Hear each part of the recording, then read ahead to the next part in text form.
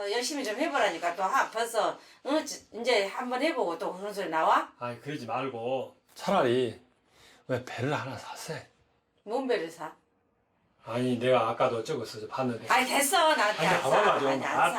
사. 아 운전도 못한 사람이 무슨 배를 산다고 난리여. 며칠 후 드디어 형님의 허락이 떨어졌다. 형님 농어 잡으러 갑시다. 가보세요. 예. 아따, 오늘 날이 좋다. 꼭두 새벽부터 배를 타던 형님도 남편에게 농어 낚시를 가르쳐주기 위해 어둠이 걷히고 시야가 확보되고 나서야 바다로 나섰다. 형님 입장에선 대목을 놓쳐 손해가 크긴 하지만 힘들어하는 동생을 외면할 수 없어서 큰 결심을 한 것인데 습관대로 미끼부터 끼우는 형님. 농어가 좋아하는 싱싱한 새우다. 형님 혼자 나왔다면 벌써 한 마리 낚아 올렸을 시간이지만 초보 남편을 위해 미끼 끼우는 법부터 차근차근 알려주는 형님. 낚싯바늘 넣고 줄 잡는 것까지 일일이 알려줘야 하니 여간 신경 쓰이는 일이 아니지만 친절하게 가르쳐준다. 얼마나 넣을까? 땅을 대야지. 대갖고 한 발 반 잡아, 한 발 반. 이 정도. 더. 조금을 잡고 더 잡아. 더. 이 정도. 천천히 잡아. 저희가 뭐 갔다 갔다 해. 열심히 배운 만큼 남편도 농어를 낚아 의기양양하게 돌아가야 할 텐데 아무리 추워도 농어가 무는 감각을 느끼기 위해 맨손으로 낚시해야 한다는 베테랑 형님. 에헤이, 이게. 아이 사람아, 눈껍데기 많은 것, 손가락 많은 것 한다 물었다. 그러면. 에헤이, 뭐야 이거. 에헤이, 이런 거 낚아고 뭐 돈이 되겠는가? 예상대로 작은 녀석만 물려버렸다. 고기가 물었을 때 감각이 어때요? 손에. 속 그래. 속. 아. 낚시에 걸려도 민첩하게 도망가는 농어는 미끼를 건드리는 즉시 잡아야 해서 손의 감각이 무척 중요한데 장갑을 뺏어 이 사람아. 고기다 그러갖고 뭔 장갑을 찍어 온가? 농어 큰 거 물어버리고 손 잘라 손 나가버리다가 손 나가버려. 나는 형님. 오늘 요랑 있어야지. 아 형님은 장갑에 저손 두께가 엄청나게 두껍고 나는 약기 얇아가지고 손 나가버리지 낚싯줄에. 아이 손 안 나가. 아이고. 그래갖고 농에 못 잡네. 농어가 무는 걸 느껴야 하니 장갑 좀 벗으라는데 손 다치면 어쩌냐고 끝끝내 고집을 피우는 남편이 배울 자세가 안 된 것만 같아 못마땅하다. 그때였다. 납 떨어져 있었어. 뭘 떨려버려? 납. 어? 납 떨어져. 왜? 아 밑에서 걸려갖고. 내려갖고 걸려갖고 울리는 사이에 뭐야 걸렸어. 낚싯줄에 단 납이 끊어져 버렸다는 것. 내가 묶었대. 못 묶어지 않아요? 아무나 묶는 줄 안가? 두꺼운 장갑을 끼고 있으니 낚싯줄이 끊어지는 줄도 모를 수밖에. 낚시를 배울 생각이 있는 건지 남편의 태도도 영 마음에 안 들고 자네 해주려다 나까지 못 낚네. 그런 남편 가르치느라 새벽 낚시 못 간 것도 새삼 화가 나는 형님. 그때였다. 저거 나오. 술 어디 있는가? 잠깐 어디? 나 식구를 갈라 또. 떨어진가? 뛰어보려고. 어? 뛰어보려고. 알고 보니 초보 남편의 낚싯줄이 그만 배 스크류에 걸려버린 것. 형님이 급하게 뒷수습을 해주지만 속으론 영 못마땅하다.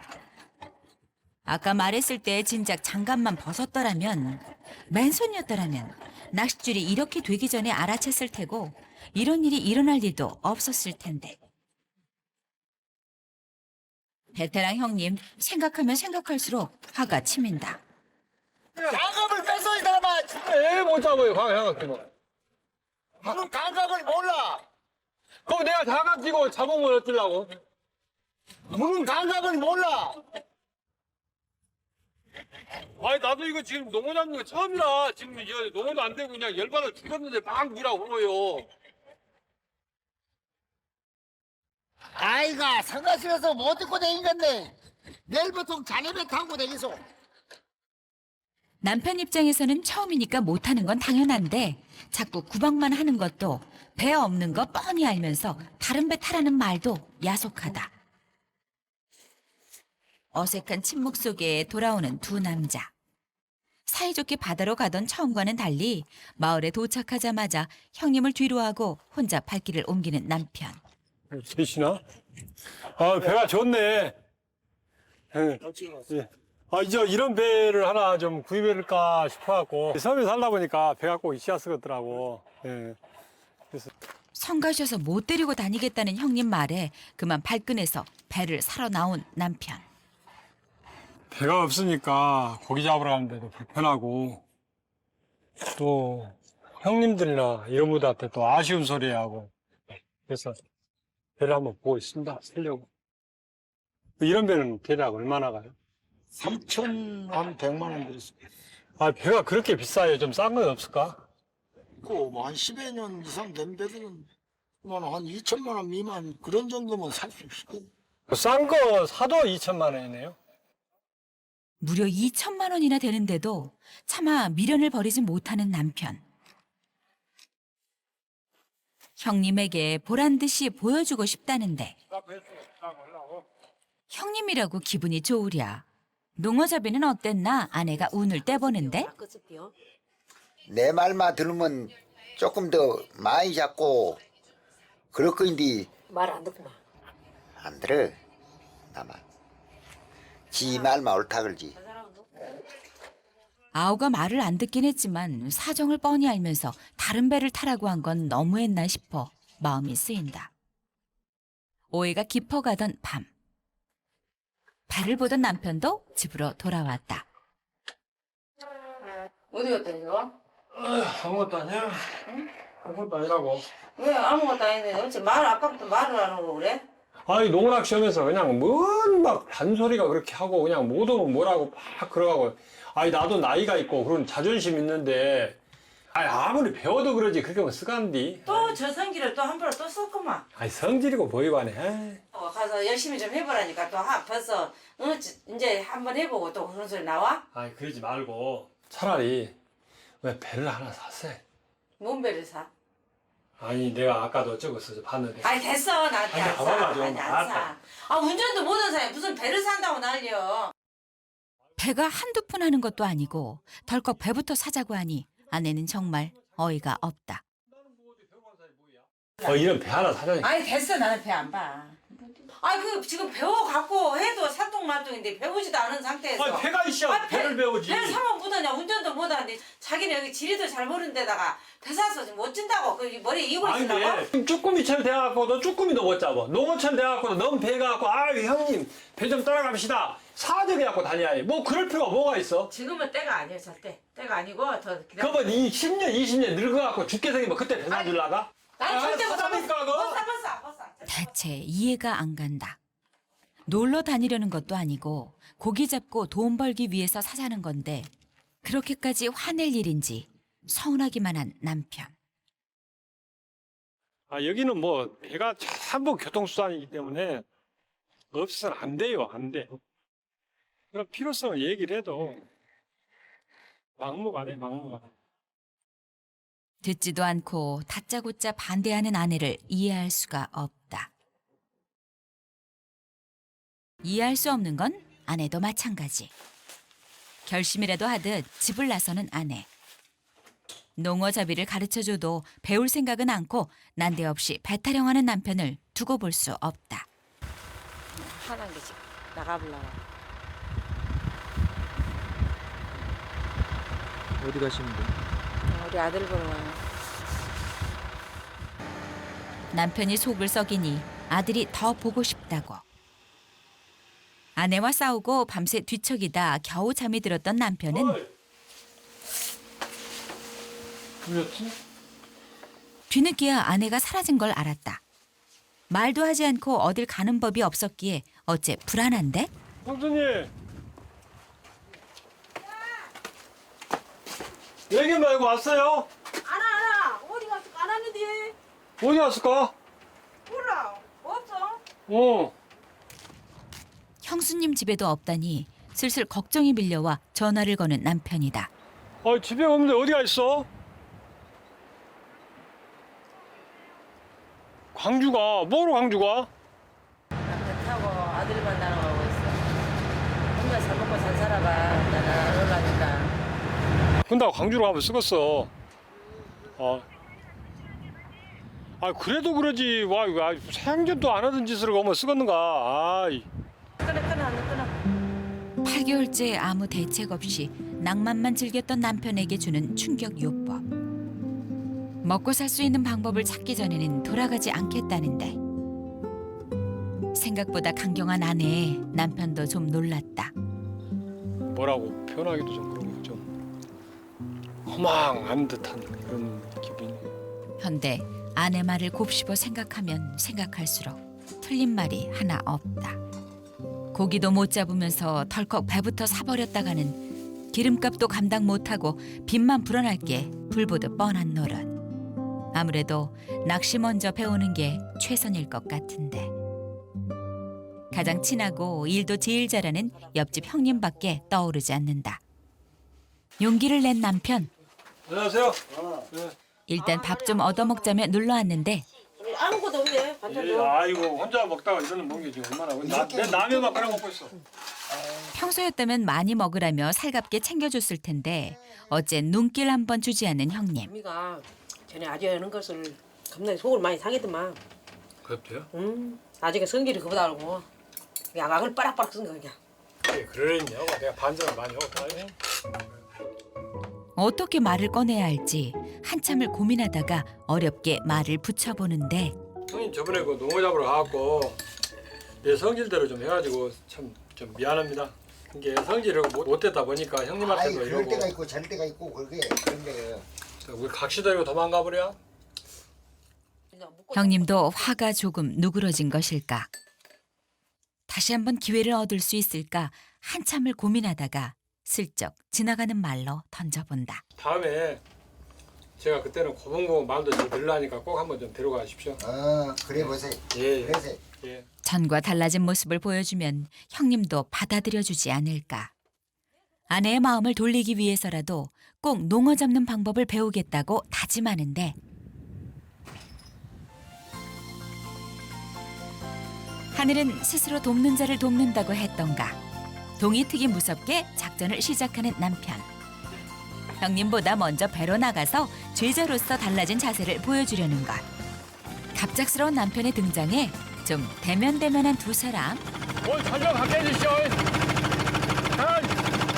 에헤이. 남편의 너스레 이내 형님도 웃고 마는데